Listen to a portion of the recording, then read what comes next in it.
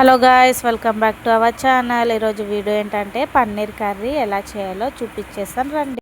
Onion టమాటా ఎలా boil చేయాలో నేను వీడియో తీయలేకపోయాను. నేను చెప్పేటట్టు చేయండి, వీడియో పెడుతున్నా. 4 ఆనియన్స్ 4 టమాటోస్ తీసుకొని ఆయిల్లో మంచిగా బాయిల్ అయ్యేలా పెట్టండి. తర్వాతకి కొంచెం చల్లార్చుకోండి.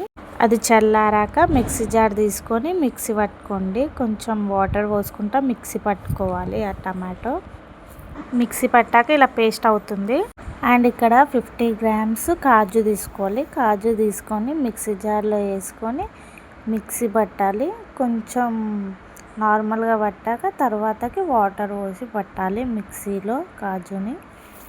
కాజుని మిక్సీ పట్టాక చూడండి ఎలా వచ్చిందో. ఇట్లా కొంచెం వాటర్ పోసుకుంటా మిక్సీ పట్టాలి. మరీ ఎక్కువ వాటర్ పోయకూడదు. ఒక ప్యాన్ తీసుకోవాలి. అందులో కొంచెం ఆయిల్ పోసి పన్నీర్ని అందులో ఫ్రై చేయాలి. చూడండి ఎలా చేస్తున్నానో. మంచి ఫ్రై చేస్తే కర్రీలో టేస్ట్ కూడా చాలా బాగుంటుంది. ఫ్రై చేసినవి ఉట్టిగా కూడా తినొచ్చు, చాలా బాగా అనిపిస్తుంది టేస్ట్ అయితే. చూడండి ఇలా అన్నీ వేసుకొని ఆయిల్లో డీప్ ఫ్రై చేసుకోవాలి. గ్యాస్ మాత్రం సిమ్లోనే పెట్టి చేసుకోవాలి, ఎందుకంటే మొత్తం అడుగంటుతుంది. ముందే పన్నీర్ కదా, ప్యాన్ మంచిదైతే ఏం కాదు, కానీ గ్యాస్ మాత్రం స్లిమ్లోనే పెట్టుకొని మనం ఫ్రై చేసుకోవాలి పన్నీర్ని. చూడండి ఇలా కలుపుకుంటే చాలా బాగా అనిపిస్తుంది. స్పూన్ పెట్టి కలిపితే ఇరిగిపోతుంది పన్నీరు. కలిపే విధానంలో ఉంటుంది పన్నీర్ని. ఆయిల్లో ఫ్రై చేస్తే ఇలా గోల్డెన్ కలర్ వస్తుంది. చూడండి మంచిగా కనిపిస్తుంది కదా గోల్డెన్ కలర్. ఇలా ఫ్రై చేస్తేనే కర్రీలో బాగా అనిపిస్తుంది టేస్ట్. అండ్ ఒక కడాయి తీసుకోండి. ఆ కడాయిలో 3 స్పూన్స్ ఆఫ్ ఆయిల్ వేయండి. ఆయిల్ వేసాక ఆయిల్ హీట్ అవుతుంది కదా, హీట్ అయ్యాక మనం టమాటో ఆనియన్ది మిక్సీ పట్టాం కదా, ఆ మిక్సీ పట్టింది ఇందులో ఆయిల్లో వేయాలి డైరెక్ట్గా. ఇంకేం వేయాల్సిన అవసరం లేదు. ఆయిల్లో మనం మిక్సీ పట్టింది వేసుకుంటే సరిపోతుంది. ఆనియన్ టమాటో పేస్ట్ ఆయిల్లో వేసాం కదా, ఆయిల్లో వేసాక మంచి దగ్గరికి కుక్ అవ్వాలి. కుక్ అయిన తర్వాత అందులో 2 స్పూన్స్ కారం వేయాలి. కారం వేసాక 1.5 స్పూన్ సాల్ట్ వేయాలి.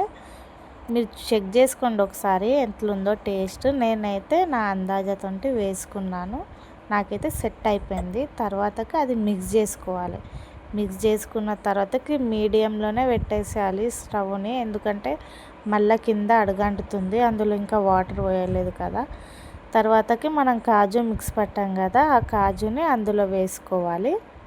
అందులో మనము 1/2 గ్లాస్ వాటర్ పోసుకోవాలి. వాటర్ పోసుకున్నాక ఇలా మిక్స్ చేసుకోవాలి. తర్వాతకి ఒక 2 మినిట్స్ స్టవ్ హై ఫ్లేమ్లో పెట్టేసి కలుపుకోవాలి. తర్వాతకి కొంచెం దగ్గరికి రాగానే మీడియంలో పెట్టేసేయాలి స్టవ్ని.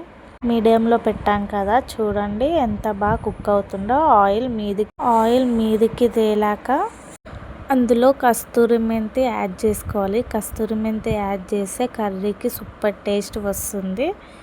మంచిగా అంటే మంచి టేస్ట్ వస్తుంది. కస్తూరి మెంతి వేసాక కర్రీలో స్మెల్ మాత్రం సూపర్ వస్తుంది. మంచిగా మిక్స్ చేసుకోవాలి స్పూన్ తోటి కస్తూరి మెంతి వేసాక. తరువాతకి గరం మసాలా ధనియాల పొడి యాడ్ చేసుకోవాలి. అందులో మనం పన్నీర్ని ఫ్రై చేసుకున్నాం కదా, ఆ పన్నీర్ని అందులో వేయాలి. అందులో వేసాక మంచిగా కలుపుకోవాలి, లేకపోతే ఇరిగిపోతుంది. మరీ స్పూన్ పెట్టి చాలా కలుపుకోవద్దు. నేను చూపించినట్టే మిక్స్ చేయండి, ఎందుకంటే ఎలా పడితే అలా చేస్తే పన్నీర్ అనేది విరిగిపోతుంది. విరిగిపోతే టేస్ట్ అంత బాగుండదు, మంచిగా అనిపించదు. ఫస్ట్ ఆఫ్ ఆల్ కర్రీ మనకి ఒక 10 మినిట్స్ మూత పెట్టి పక్కకు పెట్టండి. లో మీడియంలోనే పెట్టండి. చూడండి ఎంత బాగా కుక్ అయిందో, ఎంత బాగా అనిపిస్తుందో. నాకైతే నోట్లో వాటర్ వచ్చేస్తున్నాయి తినాలని. మీరు కూడా ఇలానే కుక్ చేసుకోండి, ఎంత బాగా అనిపిస్తుందో. మూత తీసాక ఒకసారి కలుపుకోండి. ఫైనల్గా కర్రీ అయితే కంప్లీట్ అయిపోయింది. ఇంత సింపుల్గా మీరు కూడా చేసుకోవచ్చు వంట రాని వాళ్ళు. సింపుల్ అంటే చాలా సింపుల్గా ఉంది. ఈ వీడియో మీకు నచ్చినట్టయితే like, share, subscribe my channel. Thank you.